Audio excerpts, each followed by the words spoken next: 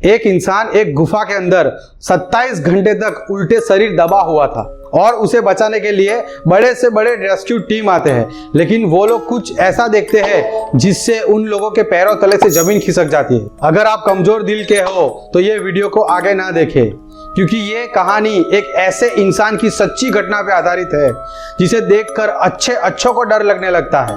ये है the most unusual Nutty पट्टी केव की कहानी, जहां एक इंसान उल्टे सिर 27 घंटे तक रहता है। तो आइए देखते हैं ये नट्टी पट्टी केव की कहानी। तो ये वीडियो देखने से पहले हमारी चैनल को सब्सक्राइब कर दो और अपने कुर्सी की पेटी बांध लीजिए, ईयरफोन को कान में डाल लीजिए। मैं हूं अजय और आप देख रहे हो mister Indian exposure YouTube channel.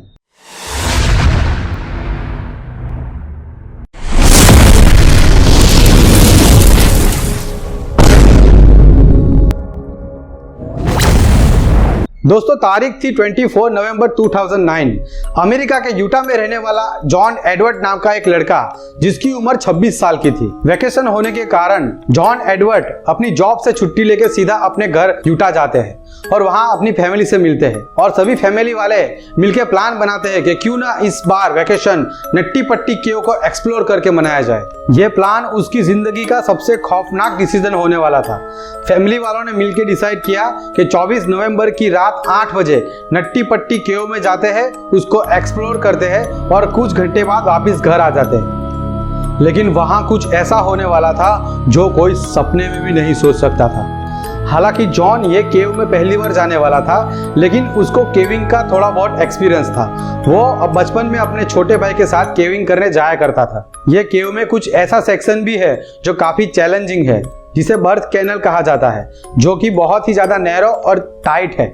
बहुत ही ज्यादा नैरो और टाइट होने के कारण बहुत ही बड़े एक्सपीरियंसर केवर्स भी वहां पर अपनी बॉडी को स्विच नहीं कर पाते। यहाँ आकर ज्यादातर केवर्स के हिप और शोल्डर फंस जाते हैं और जितना भी कोशिश कर लो वो नहीं निकलते हैं।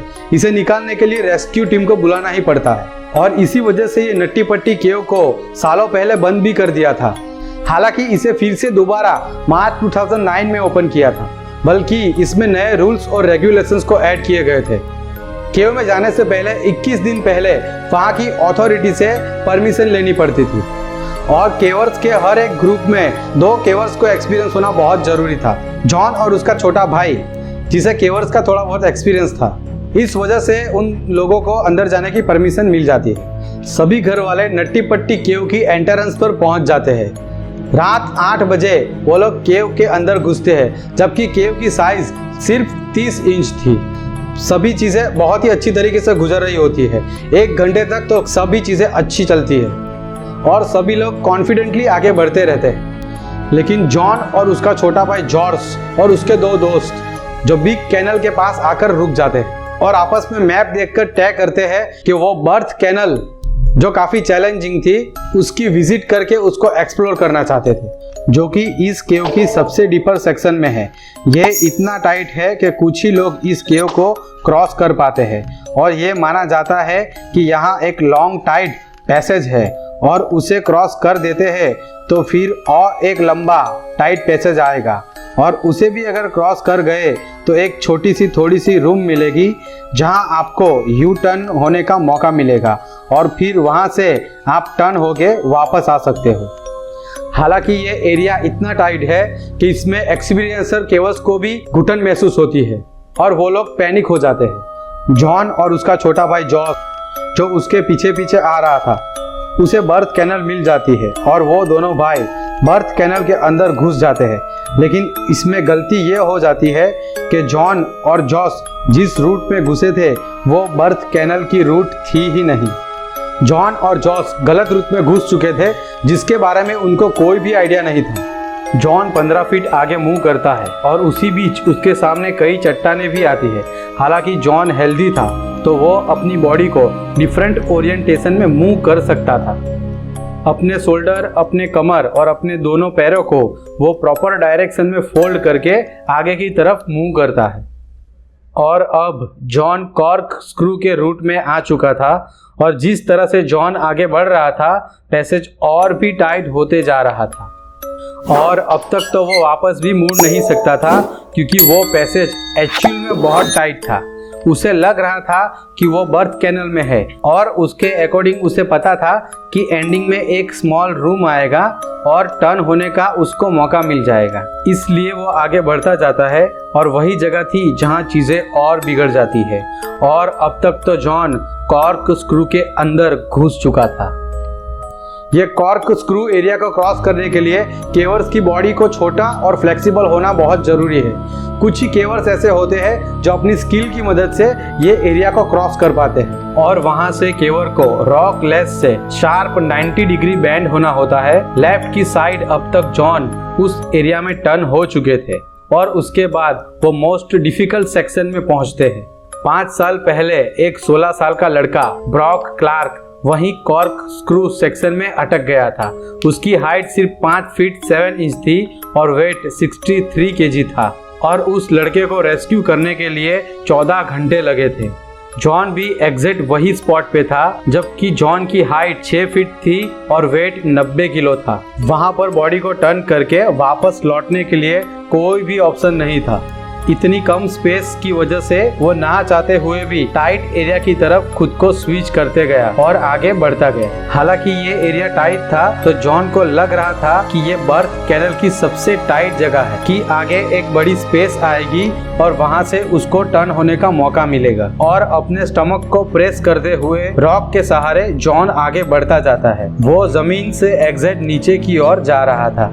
जॉन को पता नहीं था कि वो कहाँ जा रहा था, लेकिन उसको एक उम्मीद जरूर थी कि आगे एक ओपनिंग मिलेगी और वो वहां से यू टर्न करके वापस आ सकता है। और फिर वो तभी स्पीड में नीचे गिरने लगता है और खुद को अपने हाथों से पकड़कर जोर से चिल्लाता है और अपने भाई को कहता है कि जॉस तुम इधर मत आओ, मुझे फॉलो मत करो। और तभी जॉन का छोटा भाई जॉस रुक जाता है और जॉन को अपने कंधों के सहारे आगे बढ़ना जरूरी था बाहर जाने के लिए। और तभी जॉन को अपने हेड लैम्प से एक होल की ओपनिंग दिखाई देती है। जॉन के अंदर एक उम्मीद की किरण जगती है।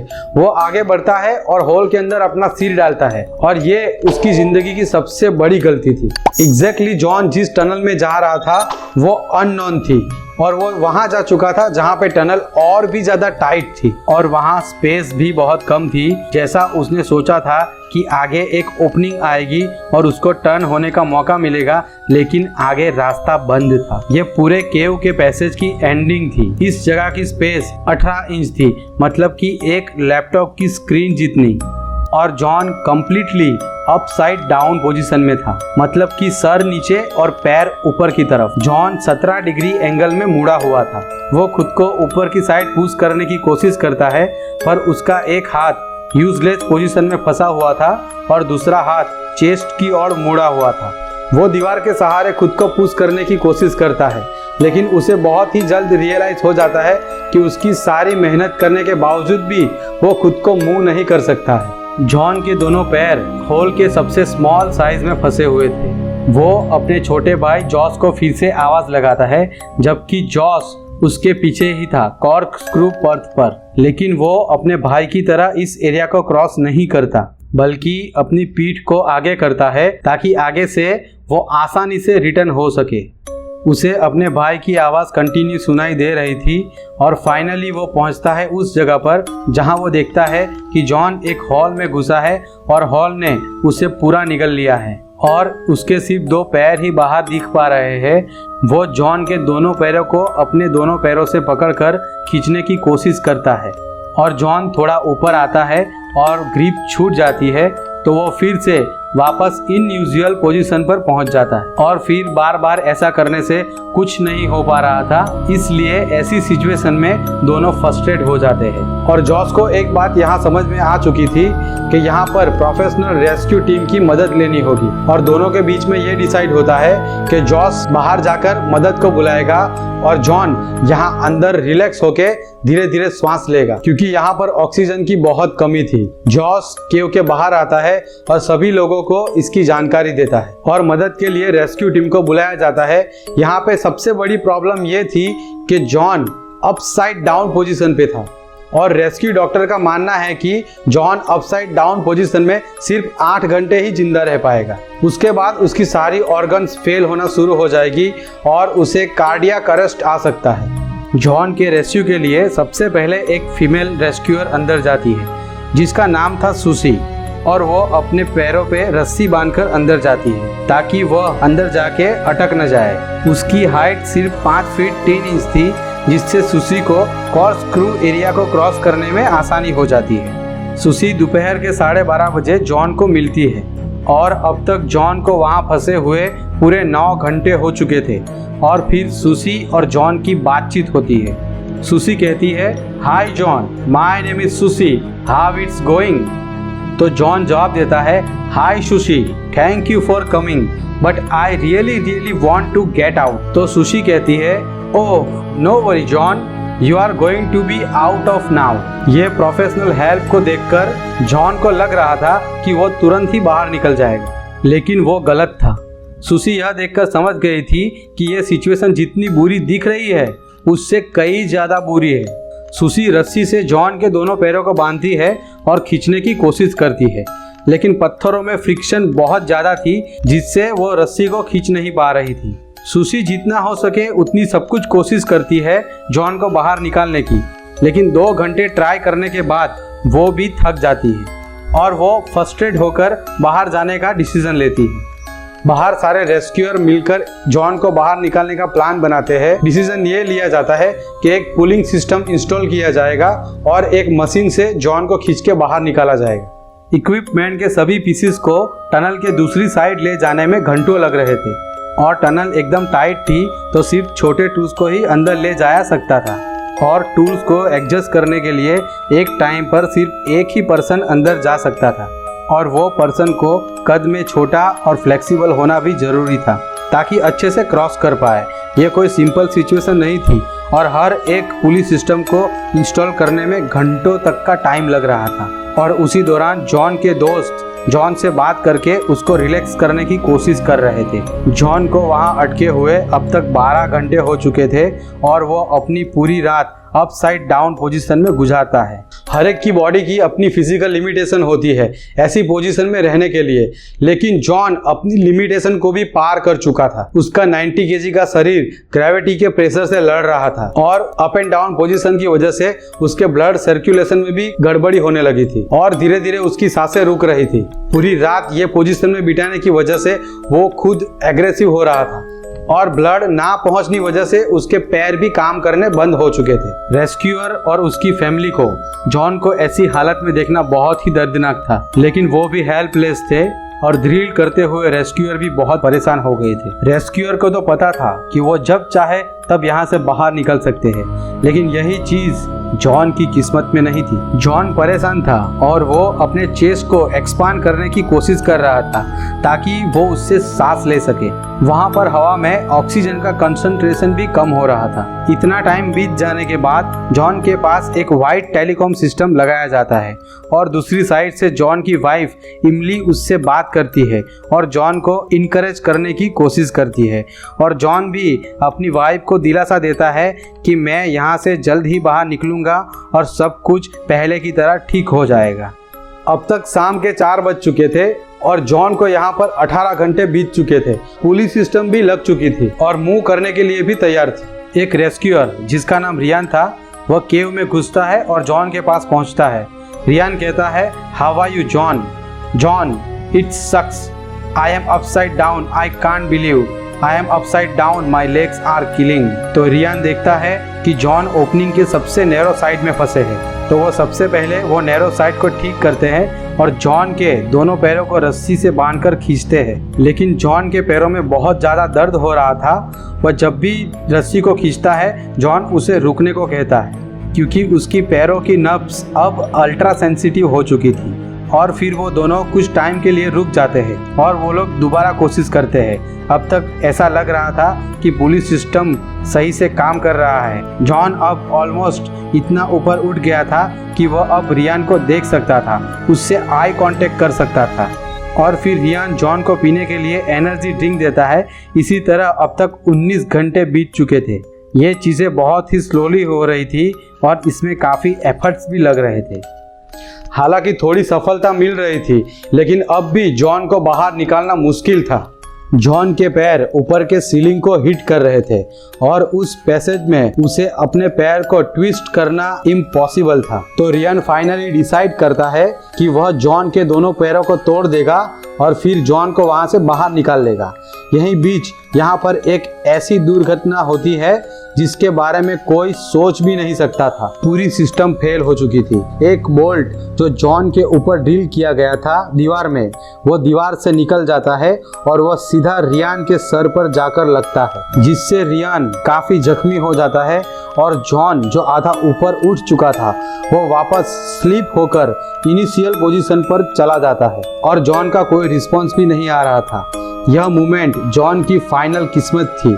अब शायद वह कभी बाहर नहीं आ सकता था और रियान जब होश में आता है तो उसके सर से खून बह रहा था। वो पूरा कंफ्यूज हो चुका था कि आखिर यहाँ पर हुआ तो क्या हुआ, और रियान को यहाँ से बाहर निकालकर हॉस्पिटल भेज दिया जाता है। और अब रियान की जगह उसके फादर डेव केव के अंदर जाते हैं जॉन को निकालने के लिए, और दोबारा पुलिस सिस्टम को इंस्टॉल करने के लिए और 1 घंटे निकल जाते हैं।